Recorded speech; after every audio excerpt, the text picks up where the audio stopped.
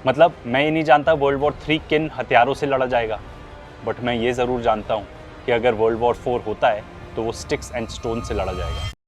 अभी जो यूएस और इजराइल ने ईरान के ऊपर वॉर वेज किया है, उसमें हम with in the war only इतने ज़्यादा गुम जाते हैं दैट वी डोंट रियलाइज कि जियोपॉलिटिकली इसकी क्या सिग्निफिकेंस है। आज उसी के बारे में डिस्कस करेंगे। ईरान जियोपॉलिटिकली एक बहुत ही सिग्निफिकेंट पोजीशन पे है। कितने सालों से कितना सारा ट्रेड यहाँ के थ्रू गया है एंड यहाँ पे वेरियस चोक पॉइंट्स भी हैं such as Strait of Hormuz, जिससे more than 20% of world's oil flow करता है।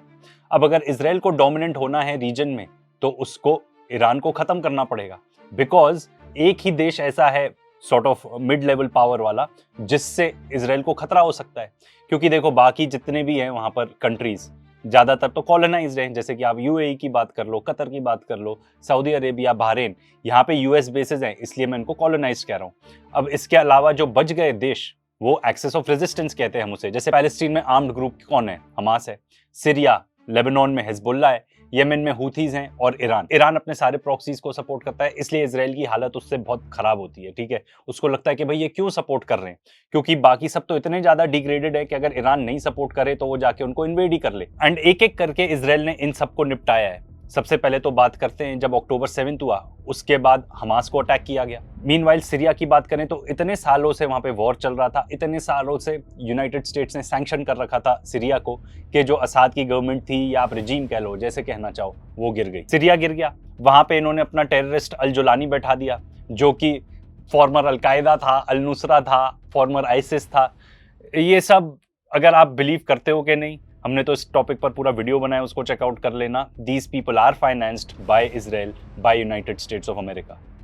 फिर इन्होंने हिजबुल्लाह के अगेंस्ट वॉर छेड़ा एंड इट वाज बिलीव्ड कि हिजबुल्लाह को इतना जख्मी कर दिया है कि वो उठ ही नहीं पाएगा।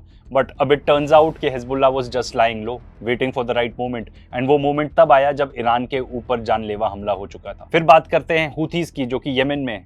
इनका एक्चुअल नाम अंसार अल्लाह है, but Houthis is sort of जो लोग ज्यादा यूज करते हैं। अमेरिका को सुपारी दी इजराइल ने कि इनको जाके निपटा के आओ, क्योंकि इन्होंने रेड सी का जो रूट था वो फॉर इजराइल क्लोज कर दिया था, एंड जिसकी वजह से इनकी जो इजराइल का एक पर्टिकुलर पोर्ट था वही बंद हो चुका था। यूएसए गया वहां पे अटैक करने, मुंह की खा के आया, बट फिर भी उनको काफी डिग्रेड तो कर ही दिया। जब आप इतने बम बरसाओगे कहीं भी, आप वापस रिट्रीट कर लोगे क्योंकि आपके ऑब्जेक्टिव्स नहीं पूरे हुए, बट डिग्रेड तो काफी कर ही दिया। फिर उसके बाद आता है ग्रैंड प्राइज ईरान। ये बहुत टाइम पहले ही डिसाइडेड था, एंड अगर आपको लगता है कि नहीं ऐसा कुछ नहीं था, ये पर्टिकुलर क्लिप देख लो। ये जो क्लिप है ये जनरल वेस्ली क्लार्क की है, जो कि अमेरिकन जनरल थे एंड आई बिलीव नेटो के भी हेड रहे थे ये for some time. Right after 9/11, about 10 days after 9/11, I went through the Pentagon and I saw Secretary Rumsfeld and Deputy Secretary Wolfowitz. I went downstairs just to say hello to some of the people on the Joint Staff who had used to work for me, and one of the generals called me and he said, "Sir, you got to come in and talk to me a second." I said, "Well, you're too busy." He said, No. He says, "We've made the decision. We're going to war with Iraq." This was on or about the 20th of September. I said, "We're going to war with Iraq. Why?" He said, "I don't know." He said, "I guess they don't know what else to do." So I said, "Well, did they find some information connecting Saddam to Al-Qaeda?" He said, No. He says, "There's nothing new that way. They just made the decision to go to war with Iraq." He said, "I guess it's like we don't know what to do about terrorists, but we've got a good military and we can take down governments." And he said, "I guess if the only tool you have is a hammer, every problem has to look like a nail." So I came back to see him a few weeks later, and by that time we were bombing in Afghanistan. I said, "Are we still going to war with Iraq?" And he said, "Oh, it's worse than that."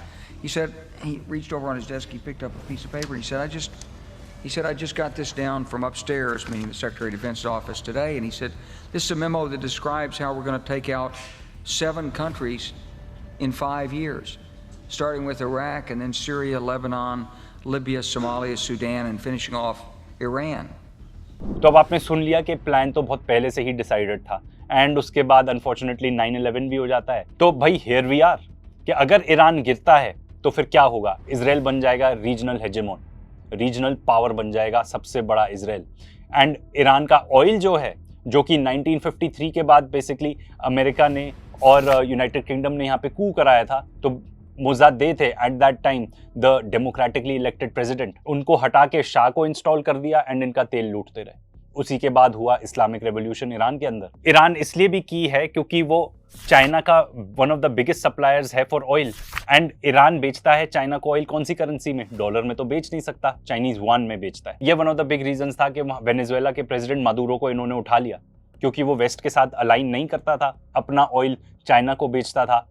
Again point two note, not in US dollars. Iran part of BRICS है, north south trade corridor में बहुत ही important part है, and Iran is also a part of China's belt and road initiative. तो ये China के लिए एकदम make और ब्रेक है, क्योंकि अगर ईरान गिरता है एंड वो हॉस्टाइल हैंड्स में आ जाता है, बेसिकली अमेरिकन हैंड्स में, तो वो यहाँ से ट्रेड नहीं कर पाएंगे, ना यहाँ से ऑयल ले पाएंगे। चाइना की इतनी बड़ी इकोनॉमी है, they need oil. And China कब तक ये अलाउ करता रहेगा कि वो कहीं भी जाएं, एक देश में इंफ्रास्ट्रक्चर बनाएं और अमेरिका आ जाए अपनी मिलिट्री पावर लेके या वहाँ पे कू करा दे, एंड एज अ रिजल्ट जितना भी उनका इन्वेस्टमेंट था वो पूरा वेस्ट हो जाए। तो इसलिए दिस इज मेक और break for China and Russia, क्योंकि ये सब जानते हैं कि अगर ईरान गिरता है तो इनके एम्बिशंस वहाँ खत्म नहीं होंगे। They will come after Russia, they will come after China. इसको एक ग्रैंड चेस बोर्ड की तरह देखो, ठीक है? ईरान नाइट है, पर जो ग्रैंड प्राइज है वो है रशिया, चाइना। अगर आप जरा भी इस वॉर को फॉलो कर रहे हो तो यू विल रियलाइज के America is running low on missiles, defensive and offensive. उनके पास इंडस्ट्रियल कैपेसिटी नहीं है ये सब मिसाइल्स को फटाफट बनाने की, वो अपने रिसोर्सेज बहुत फटाफट डिप्लीट कर रहे हैं। मतलब इतना के एयर डिफेंसेस अपने एलाइज से लेके, बेसिकली कोरिया से लेके, एंड अब पॉसिबल चांसेस है कि जापान से लेके यहाँ पे इसराइल को दे देंगे। ये सब चीज ताइवान भी देख रहा है, सपोजिडली यूएस एलाई। वो ये देख रहा है कि अमेरिका अपने एलाइज को कैसे ट्रीट करता है। सबसे अच्छा एग्जाम्पल तो गल्फ स्टेट्स का ले लो। क्या नहीं किया इन्होंने अमेरिका को खुश करने के लिए, इनके इकोनॉमी में इतने पैसे डालते हैं। ट्रंप को अदरवाइज खुश करने के लिए उसको अपना पूरा बड़ा बड़ा एयरक्राफ्ट भी गिफ्ट करते हैं। बदले में क्या मिला अमेरिका से? धोखा एज ऑलवेज। तो अब जो यूएस की पोजीशन है वो बहुत कमजोर हो चुकी है, क्योंकि अगर वो ये वाला वॉर हारते हैं, उनको मिडिल ईस्ट जो इस रीजन या वेस्ट एशिया अगर हम कह लें, तो पूरा छोड़ना पड़ेगा। उनके एलाइज को क्या मैसेज जा रहा है कि भाई अपने एलाइज को एलाइज ही नहीं समझते। यहां से जब आप एयर डिफेंस स्ट्रिप ऑफ करके ले जा रहे हो और आप कह रहे हो कि भाई चाइना अटैक कर देगा इन सब लोगों को, तो आपने उनको चाइना के रहम पर छोड़ दिया। वैसे मुझे नहीं लगता चाइना कहीं अटैक करेगा। एंड अगर ताइवान की बात है, बहुत लोग कह रहे हैं कि चाइना इन्वेड कर लेगा ताइवान को। They don't need to do it. Taiwan सब देख रहा है कि ये सब क्या हो रहा है। अमेरिका ने अपनी कबर खुद खोद ली है। Price of oil and gas देखो कहां पहुंच रहा है। ये किसको फेवर करता है? रशिया को फेवर करता है। अब तो पुतिन ने यूरोपियंस को बोल दिया है कि भाई हम क्या करें, आप तो रिलायबल पार्टनर हो भी नहीं, मतलब रिलायबल कस्टमर नहीं हो, तो हमारे पास और बहुत सारे लोग हैं, बहुत सारी डिमांड है गैस की, हम वहां चले जाते हैं। क्योंकि जब स्ट्रेट ऑफ हॉर्मुज बंद है तो ऑयल एंड गैस वहां से निकल ही नहीं पा रही रीजन से। एंड ये ईरान की स्ट्रैटेजी है कि सबको इकोनॉमिक पेन फील हो। एंड रशिया के लिए और भी ज्यादा बेनिफिशियल है, क्योंकि सब यूक्रेन वॉर से डिस्ट्रैक्ट हो चुके हैं, यहाँ पर आ चुके हैं, वहां से रिसोर्सेज डाइवर्ट होकर इधर आएंगे, इसराइल की मदद करने आएंगे। एंड चाइना तो बिल्कुल चाहेगा कि अमेरिका डिस्ट्रैक्टेड रहे, फॉरएवर मिडिल ईस्ट के वॉर्स में फंसा रहे। क्योंकि अगर आपका कंपेटिटर वॉर्स में फंसा हुआ है तो आप तो एडवांस कर ही सकते हो, इकोनॉमिकली एडवांस कर सकते हो। एंड इससे चाइना को अपनी वॉर स्ट्रैटेजी, अपने वेपन्स टेस्ट आउट करने का भी बहुत अच्छा मौका मिलता है। And let me tell you, यही सेम स्ट्रैटेजी के कैसे वो अपने एलाइज को हेल्प कर सकता है due to its satellite network. Operation Sindoor में भी हमने देखा था। एक बात तो क्लियर है, हम डिक्लाइन ऑफ यूएस एम्पायर देख रहे हैं। क्लियरली यूएस इतना स्ट्रॉन्ग मिलिट्री है नहीं जितना हम सब सोचते थे। यूएस डॉलर डिक्लाइन होगा, एंड उसका एक बहुत बड़ा रीजन है क्योंकि पेट्रो डॉलर डिक्लाइन होगा। अगर मान लो अमेरिका का मिडिल ईस्ट से सफाया हो जाता है तो वहां पे जितने भी देश हैं वो सब सोचेंगे, एंड ऑयल प्रोड्यूसिंग नेशंस हैं, वो सब सोचेंगे कि भाई अमेरिका तो इतनी बड़ी फोर्स है नहीं, अब हम जिस करेंसी में चाहे अपना ऑयल बेच सकते हैं, हमारा प्रोडक्ट है। सऊदी अरेबिया तो ऑलरेडी चाइना को बेच ही रहा है, युआन में बेच रहा है। इसराइल का क्या होगा, ये तो बहुत बड़ा सवाल है। अगर यूएसए की एड खत्म हो जाती है तो मुझे नहीं लगता Israel as a nation survive करेगा। सवाल ये भी उठता है कि यूएसए टोटली वाइंड अप कर लेता है यहाँ से, बोलेगा कि भाई अब मुझे कुछ करना ही नहीं है, स्पेशली गिवन कि वहां पे इतना एंटी इजराइल सेंटिमेंट है। सवाल एक ये भी उठता है कि इस वॉर के दौरान क्या नतीजा ये निकलता है कि इजराइल को एक्सेप्ट करना पड़ेगा 2 स्टेट सोल्यूशन। अगर वो 2 स्टेट सोल्यूशन एक्सेप्ट कर लेते हैं तो it will be the end of the Zionist project. क्योंकि इजराइल की जो मेन कंपनीज हैं, ठीक है, अगर आप उनका स्टॉक एक्सचेंज भी उठा के देख लोगे तो जो टॉप कंपनीज है, वॉर वगैरह होता है तो वहां का स्टॉक मार्केट एक्चुअली ऊपर जाता है, क्योंकि ये सारी जितनी कंपनीज है वो सर्वेलेंस की कंपनीज है, मिलिट्री इंडस्ट्रियल कॉम्प्लेक्स की कंपनीज है। तो भाई ये सब चीजें हैं dynamics which we need to keep in mind कि कुछ भी हो सकता है यहाँ पे।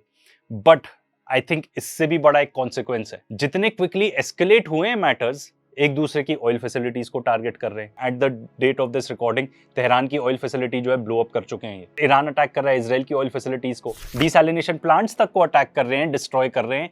लोगों के लिए पीने का पानी नहीं बचेगा, देश के ऊपर एग्जिस्टेंशियल थ्रेट हो जाएगा। एंड सबसे बड़ा तो एग्जाम्पल इसका इसराइल है। 5 डिसैलिनेशन प्लांट है वहां टोटल, सिर्फ 5। तो भाई जिस तरीके से मैटर्स एस्केलेट कर रहे हैं, चीजें कहीं भी जा सकती हैं। अगर आप उनकी बात सुनो जो एक्चुअली नॉलेजेबल लोग हैं, ठीक है, प्रोफेसर्स हैं, फॉर एग्जाम्पल प्रोफेसर सैक्स की अगर आप बात करो तो उनका कहना है we are in the early days of world war 3। Professor Jiang की अगर आप बात सुनो तो वो तो कहते हैं हम ऑलरेडी वर्ल्ड वॉर 3 में हैं। एटॉमिक साइंटिस्ट जो हैं हमारे, वो बताते हैं we are 85 seconds to midnight. मतलब दुनिया आज के डेट में जितनी करीब है towards destruction of the world, ऐसा पहले कभी भी नहीं था। एल्बर्ट आइंस्टाइन ने क्या बताया था वर्ल्ड वॉर 3 के बारे में? I know not what weapons world war 3 will be fought with, but world war 4 will be fought with sticks and stones। मतलब मैं ये नहीं जानता वर्ल्ड वॉर 3 किन हथियारों से लड़ा जाएगा, बट मैं ये जरूर जानता हूं कि अगर वर्ल्ड वॉर 4 होता है तो वो स्टिक्स एंड स्टोन से लड़ा जाएगा।